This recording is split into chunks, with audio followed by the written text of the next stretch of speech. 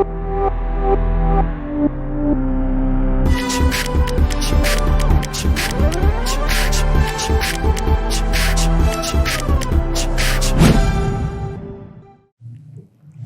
दोस्तों, तो अगले क्वेश्चन की ओर बढ़ते हैं और अब ये थोड़े से इन्वॉल्व क्वेश्चन होंगे, हमें स्टेप बाय स्टेप समझना पड़ेगा क्या बोला हुआ है।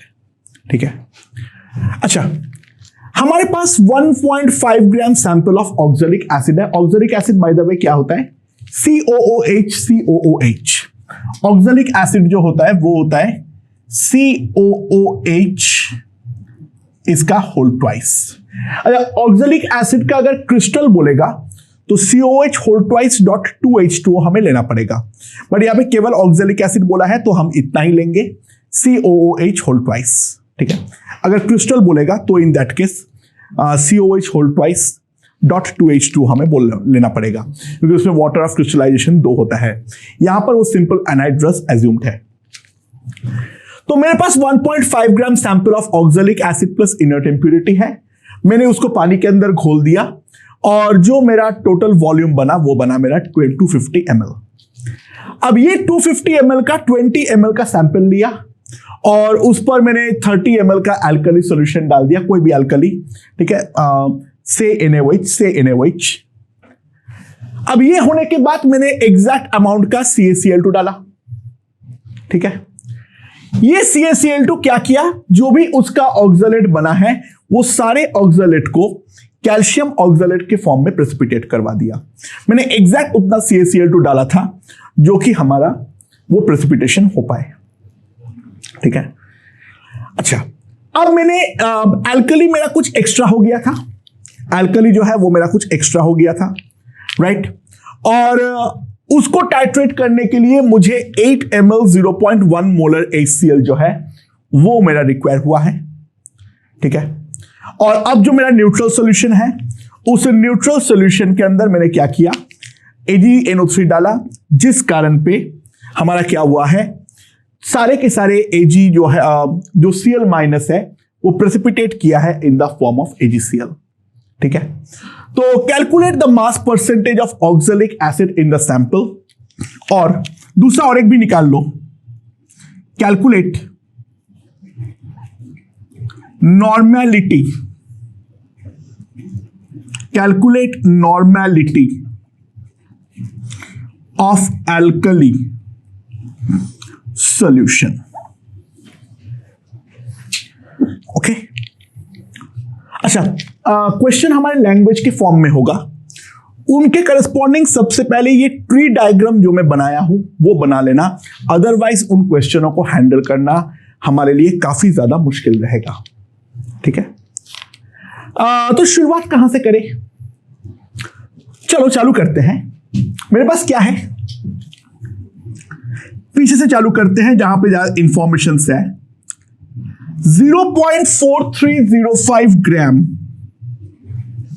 AgCl।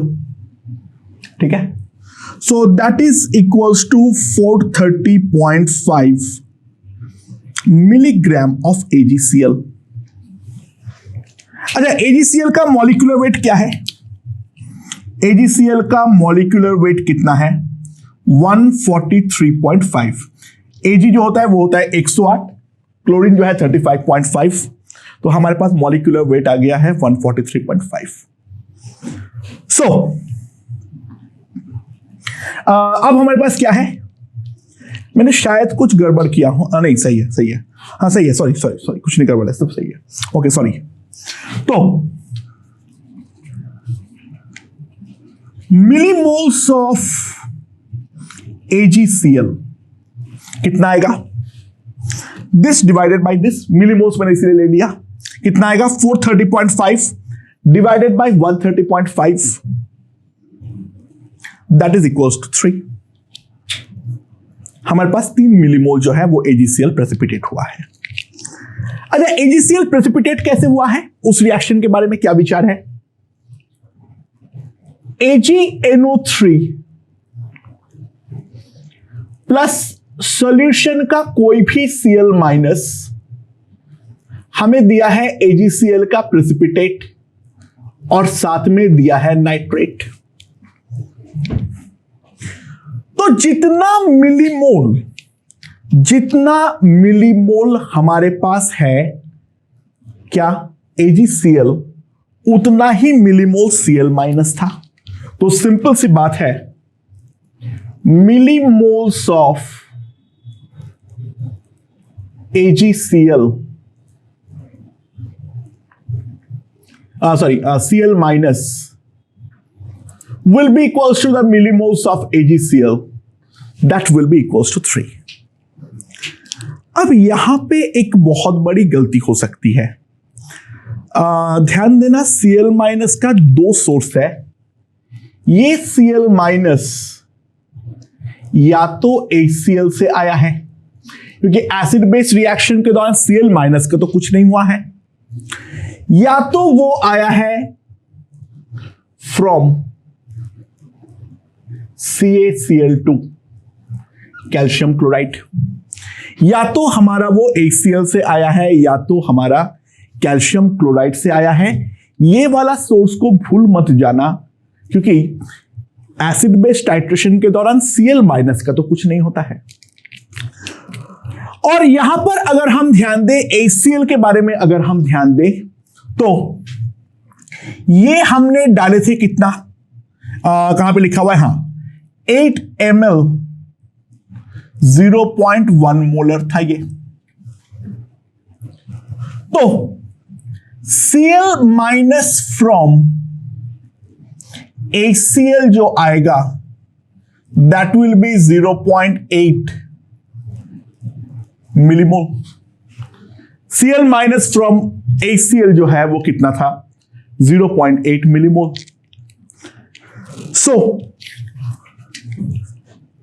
Cl minus from CaCl2 जो है that will be equals to 3 minus 0.8, that is 2.2 millimoles. अच्छा, CaCl2 क्लीव कैसे करता है? CaCl2 क्लीव कैसे करता है? That cleaves as Ca2 plus 2 times Cl minus. तो जितना मिलीमोल Cl माइनस उसका आधा मिलीमोल CaCl2 का होगा। तो millimoles of CaCl2, millimoles of CaCl2 वो कितना होगा, 2.2 का आधा, दैट इज 1.1। ये हमारा 1.1 मिलीमोल्स होगा।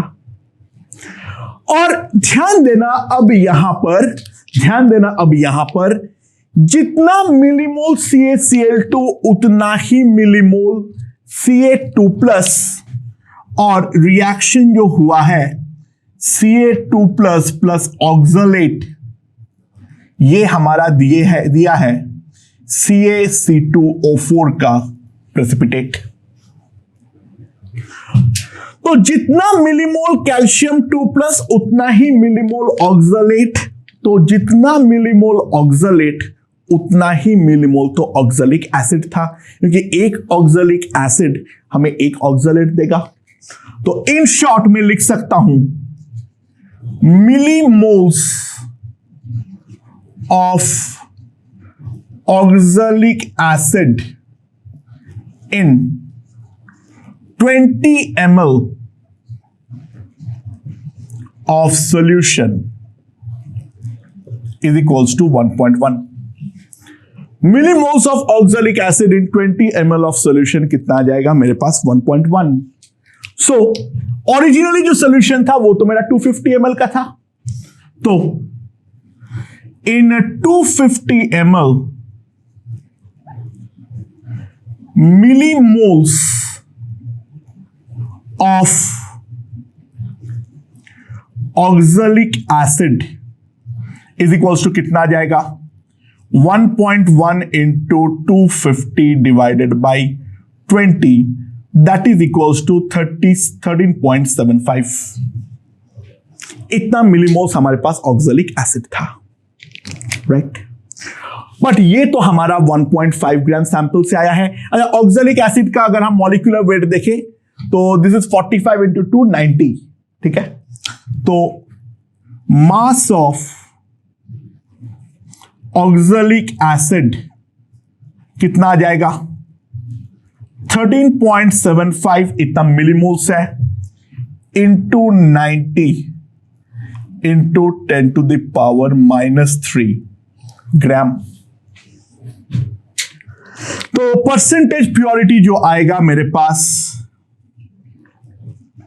परसेंटेज प्योरिटी जो आएगा 13.75 into 90 10 to the power -3 divided by 1.5 into 100%। तो ये तो गया 9, ऊपर हो जाएगा 6, तो ये अगर 6 हो जाएगा तो 78 82.5% मेरे पास आ जाएगा ये, ठीक है, 82.5%। सो that is the percentage purity. तो फर्स्ट पार्ट इज डन। अब मुझे अल्कली का नॉर्मेलिटी निकालने के लिए बोला है, तो ध्यान देना, यहां से आ जाओ। हमारे पास मिलीमोल्स ऑफ ऑक्सैलिक एसिड कितना था? 1.1, ठीक है। तो H plus coming from alkali, sorry, COH whole twice कितना होगा? 2.2, क्योंकि 1 से 2 H प्लस आता है, तभी तो ऑक्सलेट में 2 माइनस चढ़ता है। और जो हमारा यहां से आया है उसके करस्पॉन्डिंग अगर हम ध्यान दें, बाद में कुछ HCl तो बैक टाइट्रेशन में भी लगा है। तो millimoles of H plus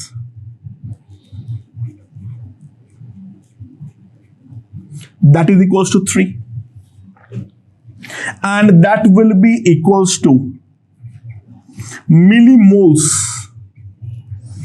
of OH minus। हमें नॉर्मेलिटी पूछा है तो हमें जानने की जरूरत नहीं है कौन सा बेस है, तो जितना OH माइनस जितना मोल उतना ही इक्विवेलेंट बेस तो हमारा होगा। तो मिली इक्विवेलेंट ऑफ बेस 3 है और वो है हमारा 30 ml पे। तो normality of base, normality of base 3/30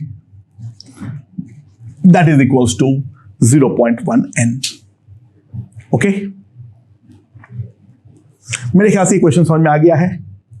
okay okay दोस्तों, तो अगला क्वेश्चन देखते हैं क्या है मेरे पास।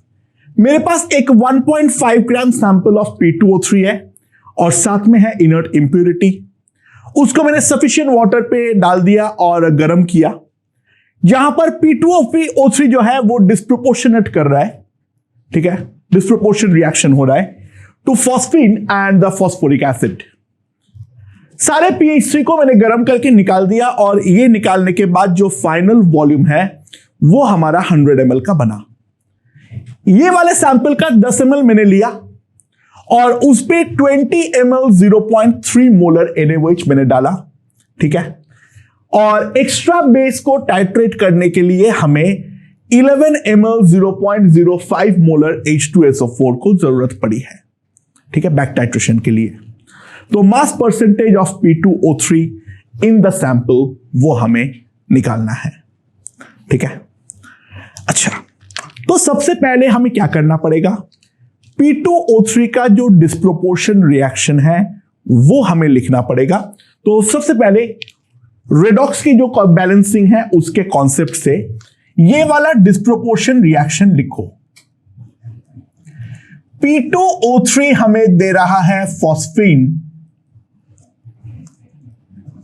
प्लस H3PO4, सॉरी इसका वाटर भी है, ठीक है। ये हमें दे रहा है फॉस्फीन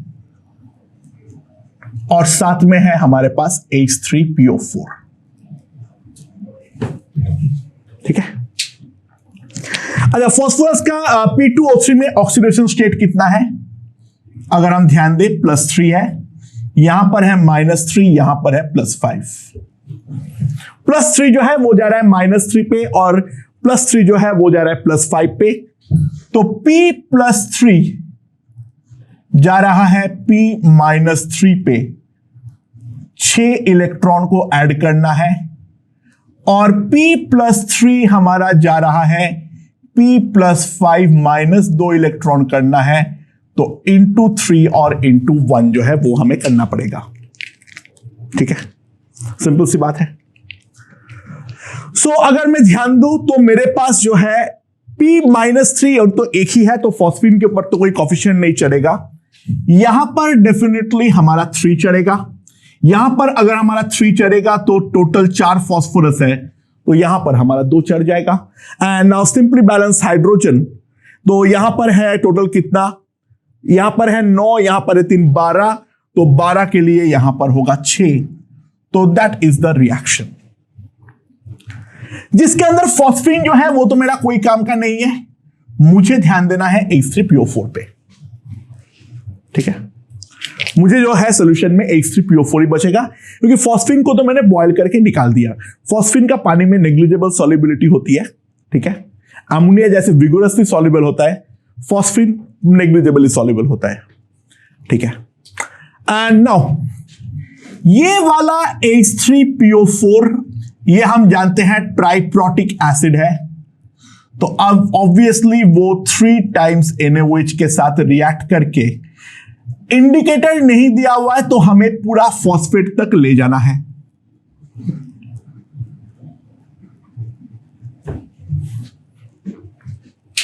ठीक है, चलो बट बेस के बैक टाइट्रेशन के लिए कुछ चाहिए हुआ है, वो सारे फैक्ट्स हम देखेंगे। लेट्स सी, सुनो। अच्छा, NaOH एडेड, NaOH मैंने ऐड कितना किया था, that will be simply 0.20 into 0.3, that is equals to 6 millimole. अच्छा, H plus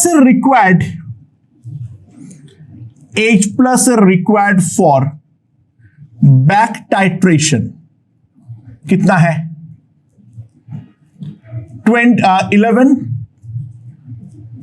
इंटू 0.05 इंटू 2, क्योंकि एक H2SO4 हमें 2H प्लस देता है, तो मोलैरिटी वहां पर दिया हुआ है, तो इंटू 2 करना पड़ेगा। That is equals to 1.1 millimole.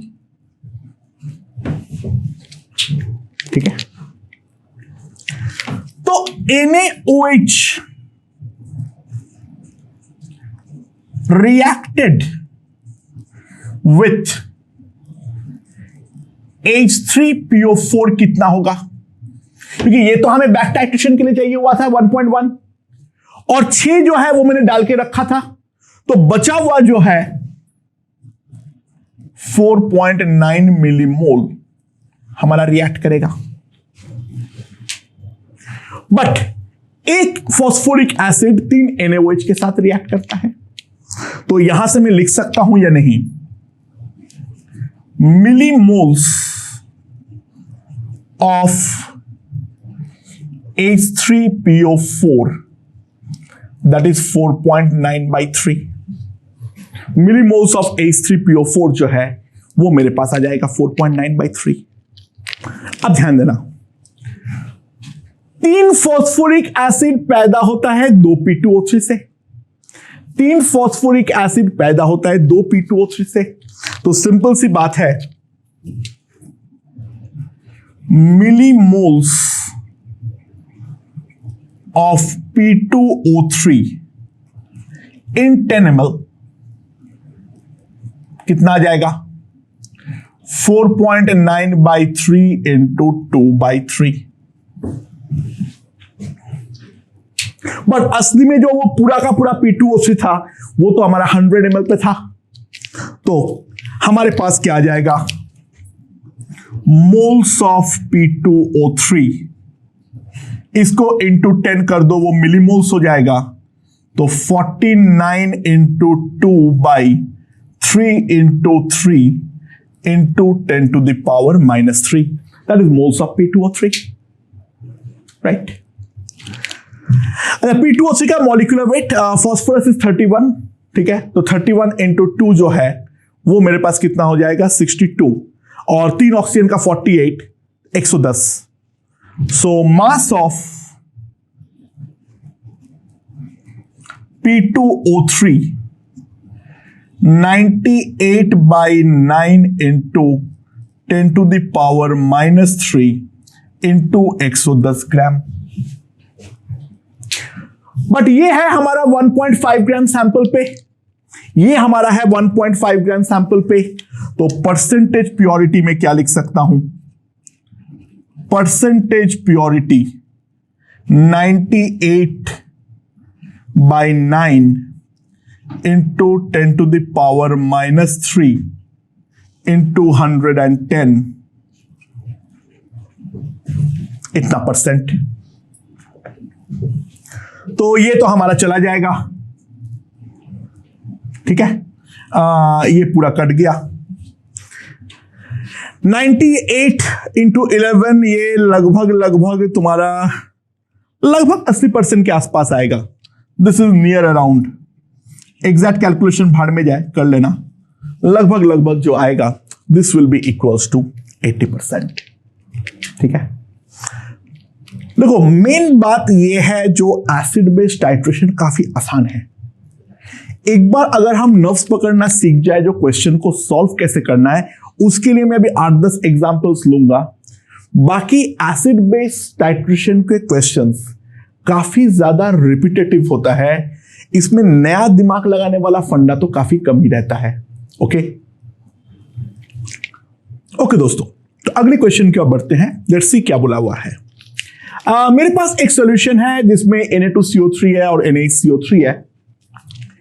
इसका मैंने 10 ml लिया और few drops of phenolphthalein indicator डाला। ओके, तो इसका एंड पॉइंट आने के लिए, टाइट्रेशन कंप्लीट होने के लिए हमें 7 ml 0.08 मोलर H2SO4 की जरूरत पड़ी। अब जो ये रिजल्टिंग सॉल्यूशन है, इस रिजल्टिंग सॉल्यूशन को सॉल्यूशन जो है उसका वॉल्यूम ऑब्वियसली 17 ml है, क्योंकि 10 ml यहां पे और 7 ml यहां पर। उस 17 ml से 5 ml का एक पोर्शन लिया और मैंने इसके अंदर कुछ ड्रॉप ऑफ मिथाइल ऑरेंज डाला, ठीक है। ये टाइट्रेशन होने के लिए हमें 3.53 ml ऑफ 0.08 मोलर H2SO4 का अगर रिक्वायरमेंट हो रहा है, तो सवाल यह है जो इनिशियल जो मेरा सॉल्यूशन था, पर लीटर कितने ग्राम Na2CO3 है और कितने ग्राम NaHCO3 है, वो हमें निकालनी है। तो लेट्स सी इस क्वेश्चन को हम किस तरीके से प्रोसीड कर सकते हैं। चलो देखते हैं। क्या बोला है हमारे पास यहां पर। सबसे पहले अगर मैं फेनोल्फथालीन इंडिकेटर के बारे में बात करूं,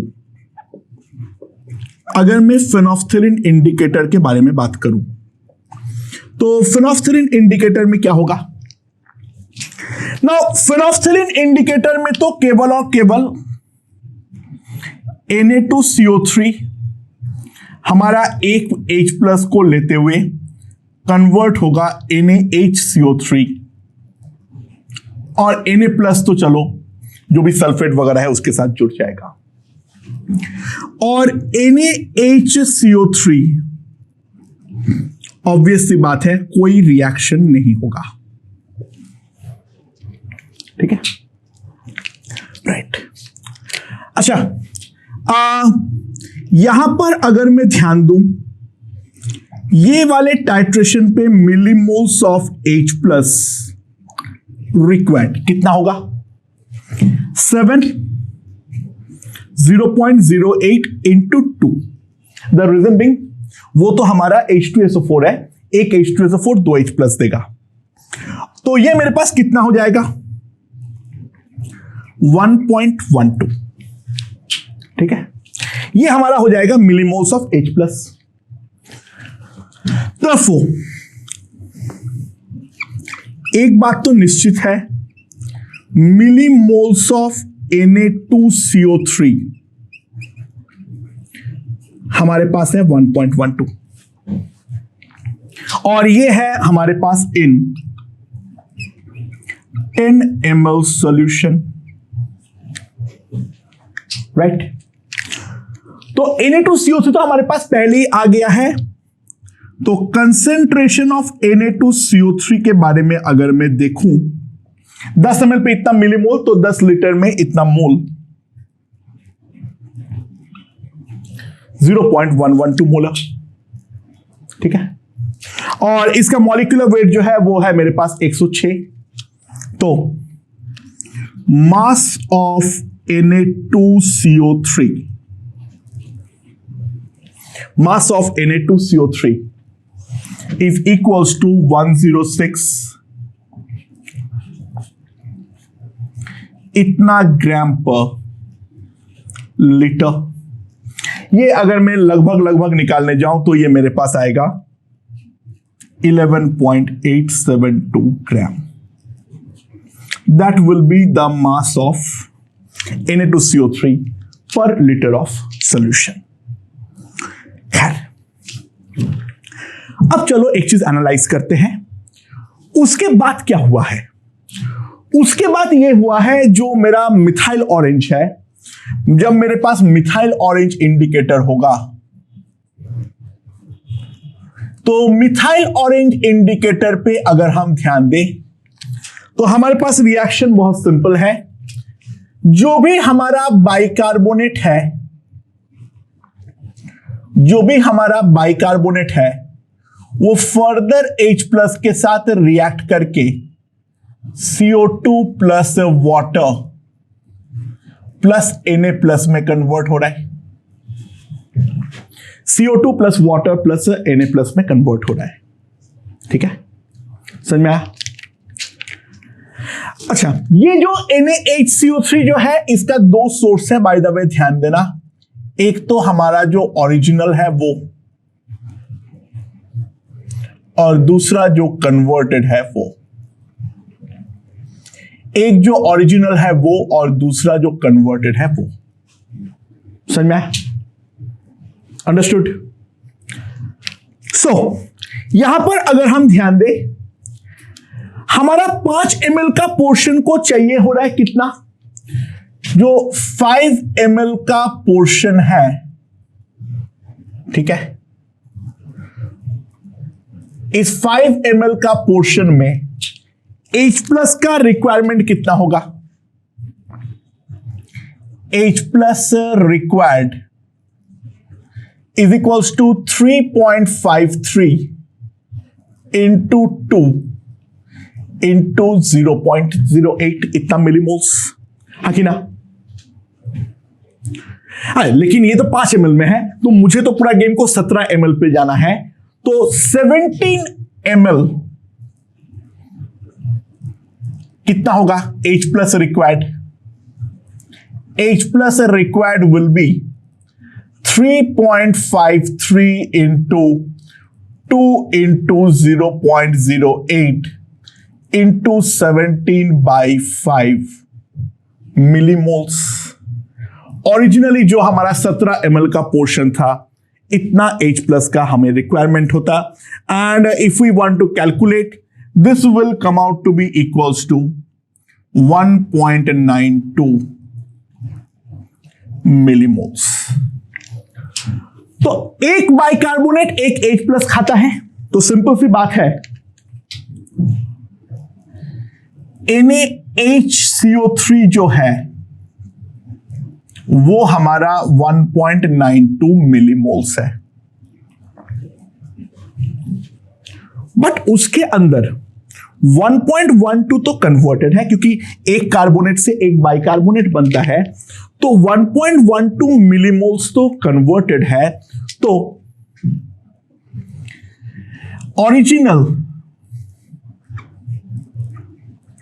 NaHCO3 मेरे पास कितना आएगा? 1.92 minus 1.12, that is equals to 0.8 millimoles. But ये तो हमारा 10 ml के सैंपल पे था, this is in 10 ml, right? तो मेरे पास जो आ जाएगा concentration of NaHCO3 that will be 0.08 molar, right. और NaCO3 का मॉलिक्यूलर वेट अगर हम ध्यान दें, दैट इज इक्वल्स टू 84, वो यार है ना, 84। So mass of NaHCO3 is equals to 84 into 0.08, and that will come out to be equals to 6.72 gram per liter। तो इस तरीके से हम Na2CO3 और NaCO3 का मास जो है वो हमने निकाल दिया है। It's a very simple application regarding हमारा क्या, डबल टाइट्रेशन, ठीक है। बट इसमें बस एक ही बात है, ध्यान देना है, ये जो ये 5 ml है वो 17 ml से है, वो चेंज करना मत भूलना, अदरवाइज वहां पे हमें प्रॉब्लम हो जाएगी। ओके।